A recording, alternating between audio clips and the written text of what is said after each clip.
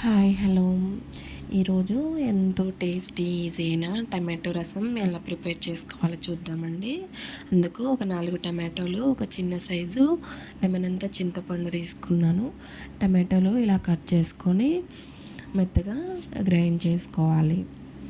ఇలా మెత్తగా గ్రైండ్ చేసుకున్న టమాటో గుజ్జుని ఒక స్ట్రైనర్లో వేసుకొని ఇలా కలుపుకుంటూ కొద్దిగా వాటర్ వేసుకుంటూ కలుపుకోవాలి.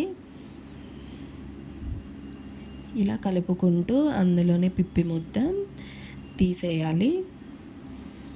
ఇప్పుడు మనం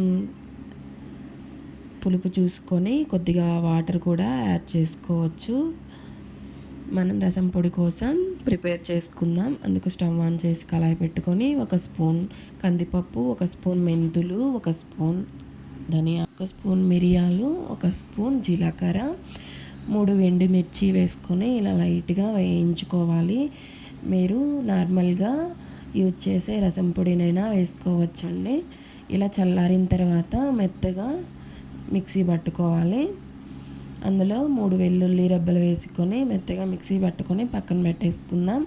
మనం ముందుగా ప్రిపేర్ చేసుకున్న రసంలో 1/2 స్పూన్ పసుపు, టేస్ట్కి తగ్గట్టుగా సాల్ట్, మనం ప్రిపేర్ చేసుకున్న రసం పొడి 1 స్పూను, కొద్దిగా కొత్తిమీర, అలాగే కొద్దిగా కరివేపాకు, కొద్దిగా బెల్లం ఇష్టం లేని వాళ్ళు స్కిప్ చేయొచ్చు.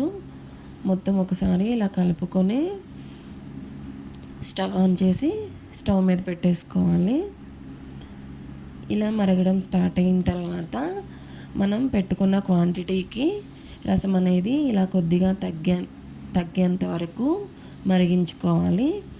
పోపు కోసం 1 టేబుల్ స్పూన్ ఆయిల్, 1 స్పూన్ మినప్పప్పు, 1 స్పూన్ ఆవాలు, 1 స్పూన్ జీలకర్ర, అలాగే 2 ఎండుమిర్చి, కొద్దిగా కరివేపాకు, కొద్దిగా ఇంగువ వేసుకొని ఇలా తాలింపు మొత్తం వేసేసుకోవాలి.